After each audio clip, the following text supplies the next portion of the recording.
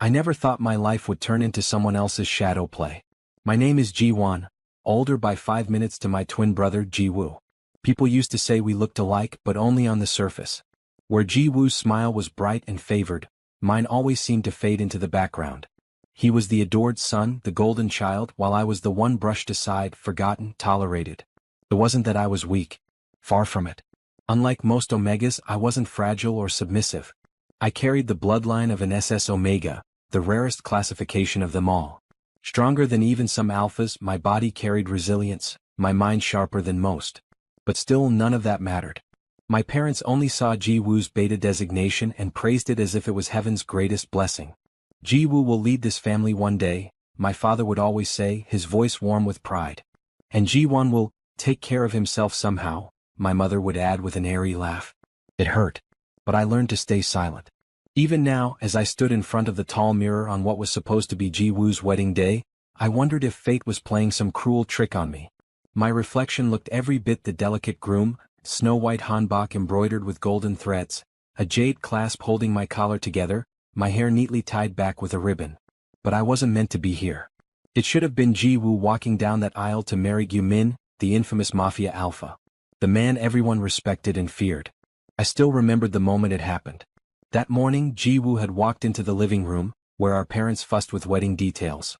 His voice was casual, as though he were announcing he'd changed his favorite dessert. "Father, mother," he said, "I don't think I'll marry Gyu-min after all. I've fallen out of love with him. He's boring. No fun at all." The room froze. My mother's teacup clattered against its saucer. My father's face drained of color. "Ji-woo." Father's voice cracked.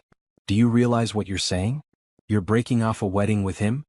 "He's too uptight," Ji-woo shrugged, smiling lazily as if this wasn't a death sentence. "Besides, I've found someone else. Someone who actually loves me." I felt my heart sink. Gyu-min wasn't just anybody.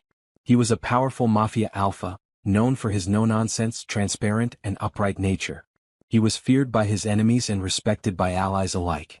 To reject him on the day of his wedding was akin to spitting in the face of death. Mother's eyes darted toward me then, cold and sharp. "Ji-won," she hissed. "You will go in Ji-woo's place."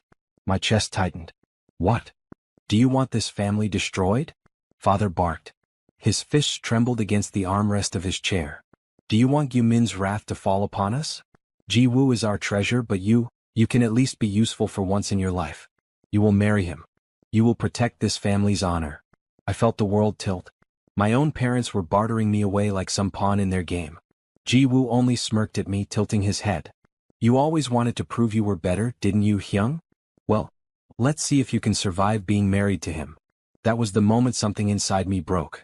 "I will never forgive you," I whispered. My fists were clenched so tightly my nails dug into my palms. "Not you, Ji-woo. Not you, father. Not you, mother. Forcing me into this. I swear I will never forgive you." And now here I was, standing in front of the mirror, about to walk down an aisle meant for another. The music began. My steps echoed in the grand hall as petals fell around me. Hundreds of guests turned their heads, smiling and whispering, none of them aware that the groom walking toward Gyu-min was not Ji-woo. And there he stood, Gyu-min, broad-shouldered and impossibly tall in his black ceremonial suit. His aura was suffocating, but in a way that demanded respect. His dark eyes softened the moment they landed on me, or rather, on who he thought I was. I could see it in his gaze. Love, warmth, joy. My stomach twisted. That look wasn't meant for me. The ceremony passed in a blur. Vows spoken. Rings exchanged. Applause thundering. A smile plastered on my lips that wasn't mine. When he leaned in for the kiss, I froze for half a heartbeat. His lips were warm, firm, certain. My heart betrayed me with a sharp flutter, but I told myself over and over, this is not love. This is not real. This is not mine. That night, everything became unbearable. We were in the wedding chamber, the air heavy with scented candles and soft silk sheets. I stood stiffly near the bed, my hands trembling as I fidgeted with the jade clasp on my hanbok. Gyu-min entered, his steps unsteady. He was drunk, flushed cheeks, glassy eyes, lips curved in a lazy smile. "My Ji-woo," he murmured, his voice deep and husky with desire. "Finally you're mine." I felt my chest squeeze at the name. I opened my mouth to speak, but no words came out. He closed the distance, his strong arms wrapping around me. The heat of his body, the intoxicating scent of his alpha pheromones, It made my knees buckle. "Wait," I stammered, but he pressed a kiss to my neck, then lower, his lips trailing fire down my skin. His hands roamed, untying the ribbon at my waist, pulling at the fabric. I panicked. My heart raced, my breath coming out in shallow gasps. I had never been touched like this before. I had never even kissed anyone until that forced wedding kiss. "Please," my voice cracked. I can't." And then it happened. He released his pheromones fully, flooding the room. The air grew thick and heavy, pressing against me from all sides. My vision blurred, my legs gave out, and I collapsed back onto the bed. Yumin's eyes widened. He leaned closer, sniffing at my scent, confusion darkening his face. "This isn't right," he muttered. His hand cupped my waist, his thumb brushing over the faint scar near my hip. His gaze sharpened instantly. "The scar. You're not Ji-woo." My breath caught. My whole body trembled as I clutched the blanket around myself, half naked, terrified. His voice was calm but deadly. "Who are you?" I wanted to run. I wanted to vanish. But his eyes pinned me in place. "I promise not to hurt you," he said slowly, firmly. "But you will tell me what in the hell is going on." And so, with tears in my eyes and shame burning through me, I confessed everything. How Ji-woo had abandoned him. How my parents had forced me into this marriage. How I had no choice. When I finished, silence filled the room. My heart pounded so loudly I thought it would burst. Finally, Yumin leaned back, exhaling heavily. His face was unreadable, caught between betrayal and thought. "You," he ran a hand through his dark hair, then sighed. "You are not who I wanted." My chest ached. "But," he continued, meeting my eyes, "I won't hurt you. I won't touch you. Not unless you permit it. Not unless we both want it." Relief washed through me, though it was bitter and sharp. He had every reason to cast me aside, to kill me even. But instead he chose restraint. And for the first time in my life, someone, this feared Mafia alpha, had given me a choice. I didn't know then that this night, this fragile moment, would change everything between us. The morning after my wedding night, I woke up expecting fury. But instead all I found was silence. When my eyes fluttered open, the first thing I noticed was that the space beside me in the massive bed was empty. The sheets were rumpled, but Gyumin wasn't there. The second thing I noticed was the faint smell of coffee wafting through the air. Strong, bitter, masculine. My body was stiff. Every muscle still remembered the tension of the night before. His lips, his touch, his pheromones overwhelming me until I almost lost myself. The memory made my skin burn with shame. I pushed myself upright, clutching the silk sheets to my chest. I expected him to barge in, demand answers again, perhaps drag me out in front of everyone and announce the deception. But when I finally gathered enough courage to step out of the bedroom, I found him seated calmly at the dining table. He looked different in the daylight. Less like the terrifying Mafia alpha the world knew, more like a man. His tie hung loose around his neck, his black shirt unbuttoned at the collar. His hair, usually slicked back with precision, fell casually over his forehead. "Sit." The command was simple, low, yet carried a weight that brooked no argument. My legs moved before my mind caught up, and I found myself sitting across from him. On the table, breakfast had been laid out by servants. Steaming rice, side dishes, grilled fish. But my stomach was too tight to even look at the food. He poured coffee into a porcelain cup, slid it across the table toward me. I stared at it, unsure. "I don't drink coffee." "Then don't," he replied, his eyes cool. "But at least try to eat." Silence stretched. I picked at my rice nervously. The clatter of his chopsticks was the only sound in the room. Finally I couldn't bear it anymore. "Why didn't you tell them?" I asked softly. He didn't look up. "Tell who?" "That I'm not Ji-woo." My voice wavered. "That I was forced into this." His chopsticks paused midair. Slowly he set them down, then leaned back in his chair. His dark eyes fixed on me, sharp and piercing. "Do you think I'm the type of man to humiliate myself in front of hundreds of people?" he asked, voice low, dangerous. "Do you think I'd let the world see that the person I swore to marry abandoned me?" My throat went dry. "No," he shook his head. "The betrayal is mine to carry. And for now you'll remain my spouse, at least in everyone else's eyes." A strange mix of emotions swirled inside me. Fear, relief, guilt. But his gaze softened just slightly, almost unnoticeable if I hadn't been staring so closely. "I told you last night. I won't touch you. I won't demand anything from you. Not until—" his voice faltered, then steadied. "Not unless you want me to." The sincerity in his tone unsettled me. I had braced myself for cruelty, for force. Instead, I found a man who, despite the steel in his veins, still held on to honor. The days that followed were strange. We moved like two strangers bound by a chain neither of us could break. At the mansion, I was given my own space, my own library, my own little garden in the courtyard. Servants bowed to me as though I were a king, but inside I felt like an imposter. Sometimes I would catch glimpses of Gumin as he went about his business. He was always on the phone, issuing commands in that deep, steady voice of his. Sometimes I'd overhear words like shipment, deal, betrayal. The underworld of Mafia life was one I had only heard whispered in fear, yet here I was, married into it. And yet, in the quiet moments, I saw a different side of him. One evening, I walked into the study by accident, only to find him seated by the window, glasses perched on his nose as he read a novel. A novel, not a business report. His brow furrowed in concentration, his lips occasionally curving at a passage that must have amused him. He noticed me and removed the glasses swiftly as if embarrassed. "You should knock before entering." I bowed slightly, flustered. I didn't know you read fiction." He raised a brow. "Why wouldn't I? I just thought." I hesitated, searching for words. "Someone like you wouldn't have time for stories?" His lips curved into a faint smirk. "Stories are what keep a man from becoming a machine." That answer lingered in my heart longer than I cared to admit. But still, the nights were the hardest. We shared a bed. Or rather, we shared a room. He never touched me. Not once. He would take his side of the bed, lie down, and drift into sleep without a word. At first I was relieved. But soon the distance became unbearable. Sometimes I would turn slightly and watch his sleeping form. His chest rose and fell steadily. His face was relaxed, far gentler than in the day. In those moments he looked almost vulnerable. Almost human. And I hated that my heart began to betray me. No, I would tell myself, clutching the blankets tight. This is a loveless marriage. I swore never to love him. I swore I'd never forgive them. But my heart didn't listen. One evening, about 2 weeks into our marriage, something unexpected happened. A storm rolled in, thunder, lightning, rain hammering against the windows. I had always hated storms. The sound reminded me of childhood nights spent alone, curled up in bed while Ji-woo was comforted in our parents' arms. That night, as the thunder cracked, I sat curled up in the corner of the room, trembling. I thought Gumin was asleep, but when lightning flashed, I saw him sitting up, watching me. "You're afraid," he said softly. I turned my face away. "No. You are." He rose from the bed, walked toward me, and crouched down. His presence was overwhelming, warm, solid, unshakable. "Ji-won," he said, my name rolling off his tongue like a promise. "You don't have to pretend with me." I looked up at him, startled.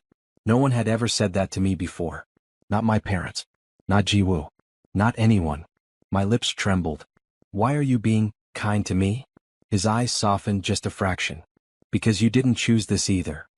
For a moment, silence wrapped around us, heavier than the storm outside. His hand hovered near mine, not touching, but close enough that I could feel the warmth radiating from his skin. I didn't pull away. And for the first time since the wedding, I allowed myself to wonder. Maybe this marriage wasn't a prison. Maybe, just maybe, it was the beginning of something else. The storm that night changed something between us. Before, there had always been a distance, a silent agreement that we were husband and husband only in name.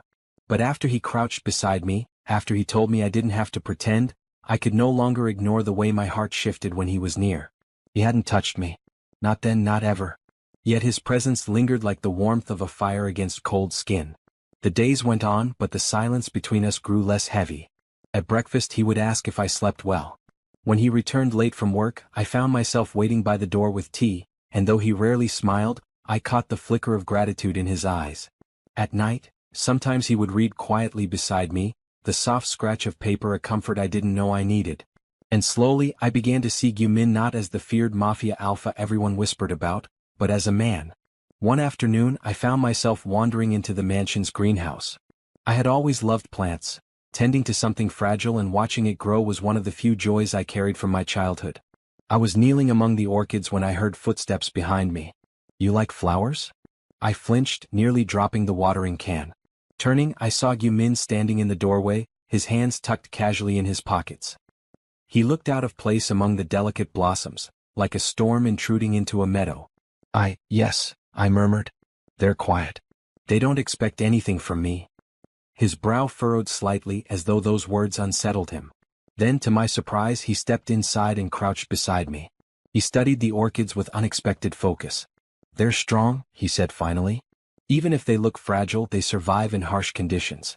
People underestimate them." His words struck me deeply because for the first time, I wondered if he saw me the way he saw the orchids, delicate yes but not weak. When I looked up at him, his eyes were already on me. For a moment, our faces were so close I could see the flecks of gold in his irises. My breath caught and I quickly turned away, pretending to fuss over the flowers. But my heart wouldn't stop racing. That night I couldn't sleep. I kept thinking of the way his gaze lingered, the warmth in his voice when he spoke of strength. I told myself it was dangerous. That I must not allow myself to feel anything for him. That my marriage was built on betrayal, on lies forced upon me. And yet, when I turned my head on the pillow and saw him lying beside me, his chest rising and falling steadily, my chest ached with something I couldn't name. A week later, something happened that nearly shattered my resolve. We were in the car, on the way back from a gathering with some of his associates. I had stayed quiet the whole evening, trying not to draw attention. But as we drove through the city, our driver suddenly swerved, and the next thing I knew, the sharp sound of gunfire rang out. My body froze. Bullets. Real bullets. Down? Gyu-min barked, pushing me down against the seat. His broad frame shielded mine, his scent flooding the car as his pheromones surged to protect me. My heart hammered wildly as I clung to him. His warmth enveloped me completely, the steady beat of his heart against my ear anchoring me amidst the chaos. The attack was over quickly. His men moved with terrifying efficiency, neutralizing the threat within minutes. But I couldn't move. Even after silence fell, I remained curled against him, trembling. "It's over," he said softly, his hand brushing over my hair. His voice was different now, lower, gentler, almost protective. "You're safe, Ji-won." And that was the first time he called me by my name without hesitation. Not Ji-woo. Not a mistaken identity. Me. I looked up at him, eyes wet, lips trembling. Why protect me like that? You could have let me." His brows drew together, his jaw tightening. "Because you are my husband." The words sent a shiver through me. They were simple, but they carried a weight that went deeper than I expected. That night, I couldn't stop thinking of the way he shielded me. The way his arms had held me so tightly, as though he'd rather take a bullet himself than let one touch me.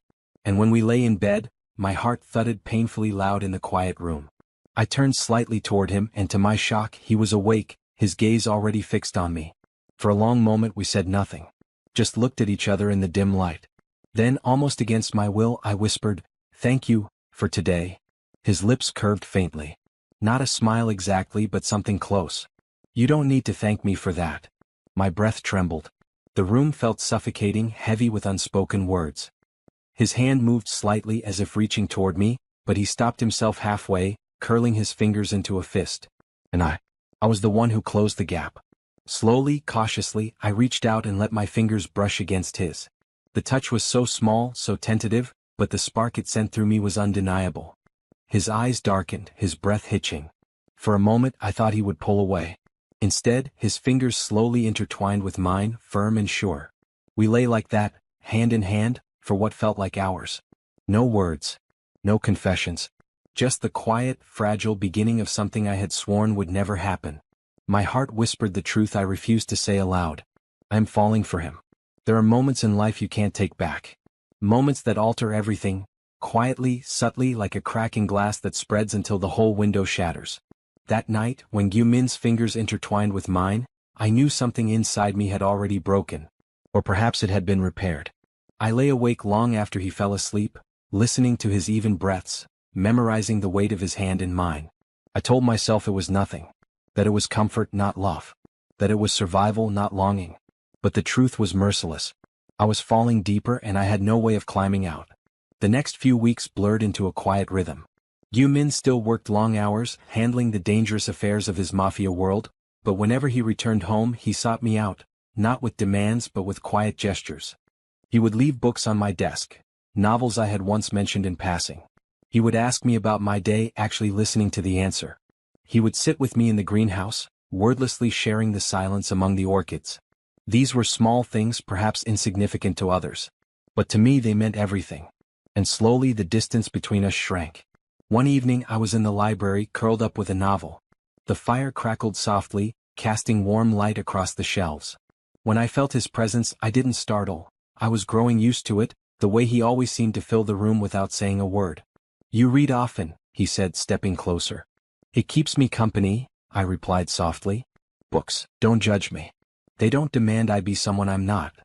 His gaze lingered on me for a long moment. Then, without asking, he took the seat beside me. Our shoulders brushed, and though I wanted to move, I couldn't. "What are you reading?" he asked. "A story about a man who falls in love with someone he shouldn't." His lips curved faintly, a shadow of amusement. "Doesn't that describe half of literature?" "Maybe," I whispered. "But it feels different when you live it." The silence after those words was suffocating. I hadn't meant to say them aloud. My cheeks burned, and I kept my eyes glued to the page, though I hadn't read a single word. Then, gently, his hand brushed over mine, just as it had that night weeks ago. I froze, breath caught in my throat. "Ji-won," he murmured, his voice low and careful, as though speaking too loudly would break the spell. "Do you regret this marriage?" The question struck me like a blade. I should have said yes. That was the vow I had made to myself, to never forgive, never love, never surrender. But when I looked into his eyes, dark and sincere, the truth slipped past my defenses. "No," I whispered. His breath hitched. For a moment we just stared at each other, caught in the gravity of something neither of us dared to name. And then, slowly, carefully, he leaned closer. His lips brushed against mine, feather-light, a question rather than a demand. My heart pounded so violently I thought it would break through my chest. I should have pulled away. I should have resisted. But I didn't. Instead, I tilted my head, closing the distance. Our lips pressed together fully, warm and trembling. His hand rose to cradle my jaw, his thumb tracing my skin as if memorizing it. The kiss was gentle at first, hesitant, but it deepened quickly, hungry, desperate, filled with everything we had both been holding back. When we finally broke apart, I was breathless, my face flushed. His forehead rested against mine, our breaths mingling. "Ji-won," his voice was raw, unsteady. "I don't want to hurt you. But if you keep looking at me like that, I won't be able to stop." My lips trembled. "Then don't stop." His eyes darkened, and for the first time I saw the storm within him. Not the cold, controlled Mafia alpha the world feared, but a man starved of affection, aching for love.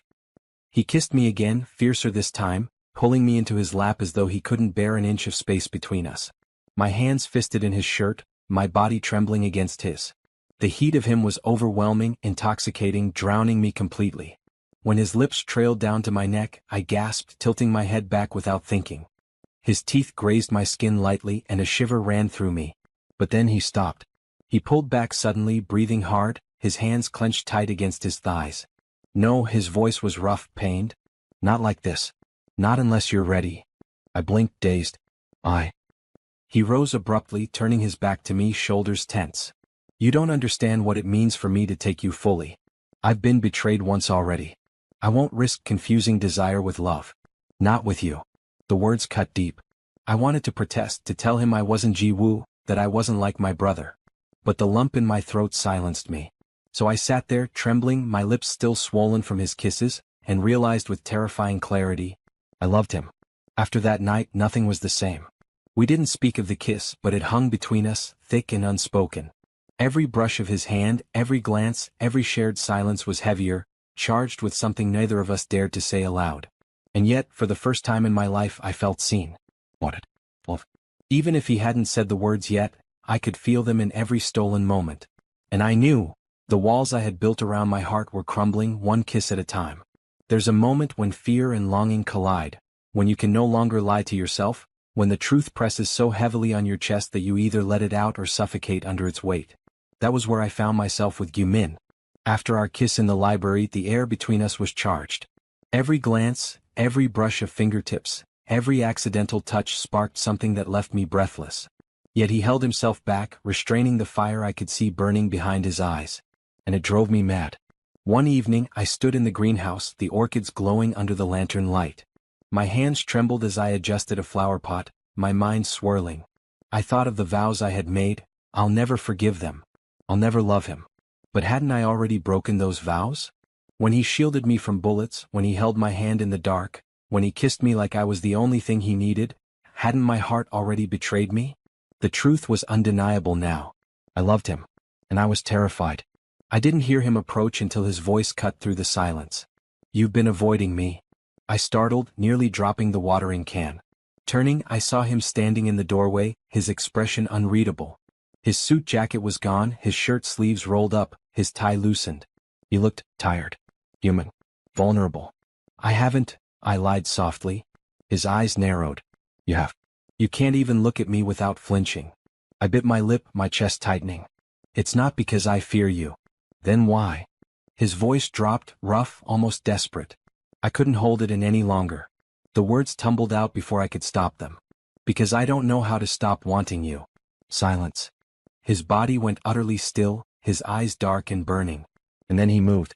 In 2 strides he was before me, his hand cupping my face, his lips crashing down on mine.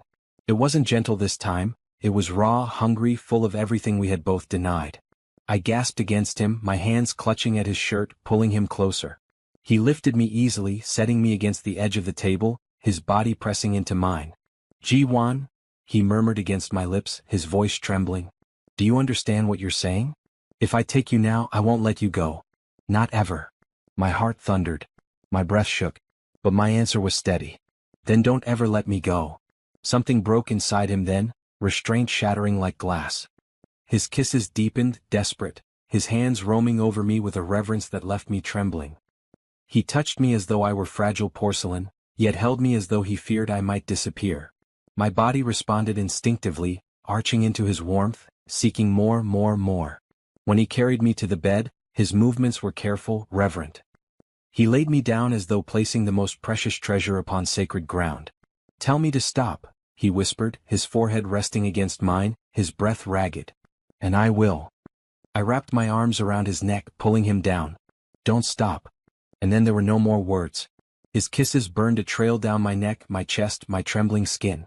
Every touch left me undone, every sigh pulled deeper confessions from my heart. When his pheromones surged, flooding the room with his scent, I gasped, overwhelmed yet craving it, my body answering with my own. Your scent? He groaned, burying his face in my neck. God's Ji-won, it's beautiful. Not weak, not fragile, so strong. So you. His words wrapped around me like a vow. The world outside ceased to exist. There was only us, our hands grasping, our lips colliding, our hearts racing together in unison. The first time was slow, reverent. Every movement deliberate, every kiss a promise. He watched my face constantly, ensuring I wasn't in pain, whispering my name as though it were holy. And though it was overwhelming, though my body trembled with unfamiliar sensations, I never once felt afraid. Because it was him. Because he was mine and I was his.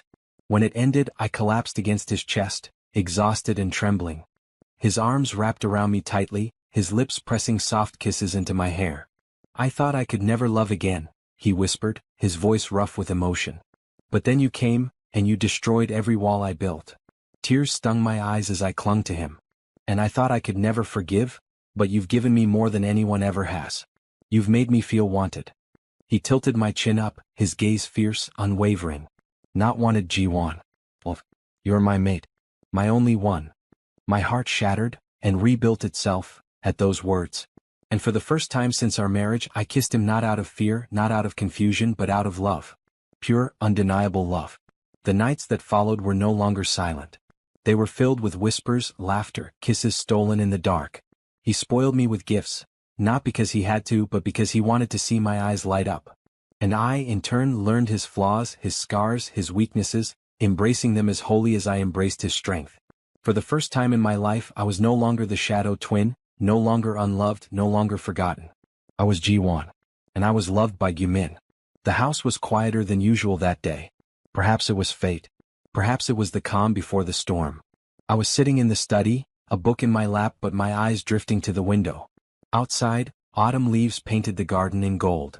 For once, my heart was peaceful. After weeks of stolen kisses, whispered promises, and nights spent in Gumin's arms, I had begun to truly believe in our happiness. That peace shattered when the butler entered, his face pale. Sir, Master Ji-woo is here. My book slipped from my fingers.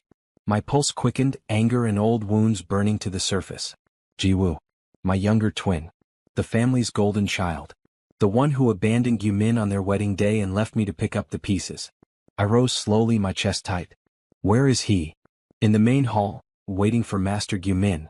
When I arrived, I found him there. Ji-woo. He was thinner than I remembered, his once polished features dulled by fatigue. The arrogance in his posture was still there, but beneath it, cracks showed. And when his eyes landed on me, he flinched. "Hyung," he said, voice trembling slightly. I stood tall, my expression calm, though inside my blood boiled. "Why are you here, Ji-woo?" Before he could answer, footsteps echoed, strong and steady. Gyu-min entered the hall, his presence filling the room with a commanding weight. Ji-woo's eyes lit up. He rushed forward. "Gyu-min." But Gyu-min raised a hand, stopping him cold. His voice was low, cold, and sharp as a blade. "Don't call my name so casually. You forfeited that right the day you abandoned me." Ji-woo froze, his lips parting. I was foolish. I didn't know what I was giving up. The man I ran away with betrayed me. He left me with nothing. I realized too late that you were the only one who truly cared. Please give me another chance."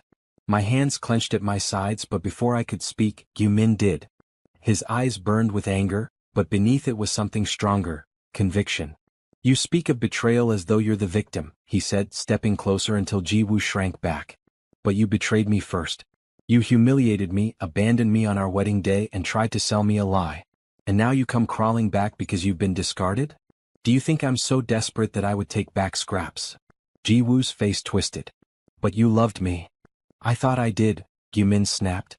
"But what I felt for you was nothing compared to what I feel now." Ji-woo's gaze darted to me, his voice trembling with bitterness. "For him? Young? He's nothing compared to me. He's always been weak, the unwanted one. How could you?" That was when I stepped forward. For years I had been silent. For years I had swallowed their cruelty, their favoritism, their rejection. But not anymore. "Enough, Ji-woo." My voice was steady, clear, cutting through the hall like steel. He turned to me, eyes wide. "You think you were the favored one, the loved one. But what have you ever given? You took and took, leaving nothing behind but broken promises. Yes, our parents chose you.